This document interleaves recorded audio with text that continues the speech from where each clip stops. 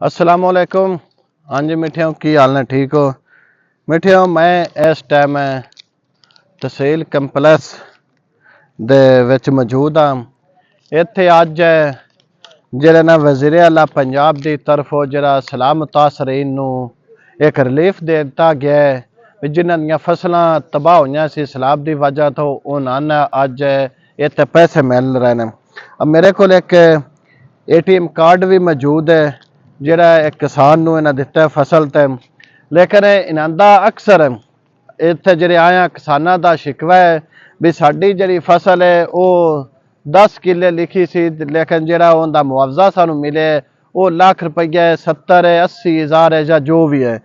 लेकिन जिहड़ा साडी रिपोर्ट है ना जां असीं जिहड़ा आवाम नूं दसदे पे भी शायद हो सकदा है किस्तां दा हिसाब भी आ सकदा है भी एक मिसाल दे एक बंदे नूं 30,000 रुपया मिले है, वो 30,000 नगद भी दे सकते, लेकिन उस तो बाद उस बंदे नूं उन्हां ATM कार्ड जारी कर दिता है। ATM कार्ड फिलहाल ये उस अकाउंट तो बाद पैसे लैन तो बाद इस किसान दे किसी काम नहीं भी हो सकता है, किस्त तो बाद भी आवे और हो सकता है वो ही बिल फर्ज है किसी की 10 किले उनका 20,000 तो साहब आना सी 2 लाख रुपया, लेकिन उसनूं 2 लाख नहीं मिलिया, उन्होंने 80,000 या लाख रुपया या 1,20,30,000 उन्होंने जारी किया गया वक्ती सिर। लेकिन वो भी एक है उसका यह भी हो सकता है भी शायद सर्वे वाले जेह्ड़े उसकी मुकम्मल फसल जी है वो नहीं लिखी,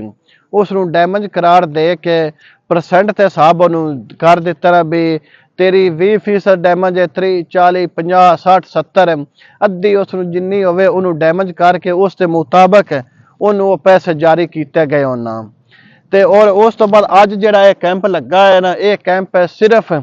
जिन्हां दीयां फसलां तबाह होईयां ने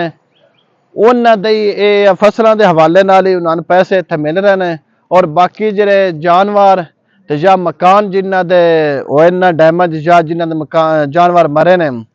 उन्हां दी जिहड़ी है ना किस्त होवे दी देन दे थी, लेकिन उन्हां दा कोई प्रासर मुकम्मल करदे पे ने। जिस तरह हाले भी सरवा मकानां दा हो रहे और जानवरां दा भी सरवा कर रहे हैं भी जिनते कोई शक्को शुबा होए भी कितने कोई सियासी असर सलूक इस्तेमाल हो के मकान किहड़े ने जिन्हां दे सही सलामत ने उन्हां दे लिखे गए ने, जानवर जिन्हां दे नहीं मरे उन्हां दे लिखे गए ने, वो बाद विच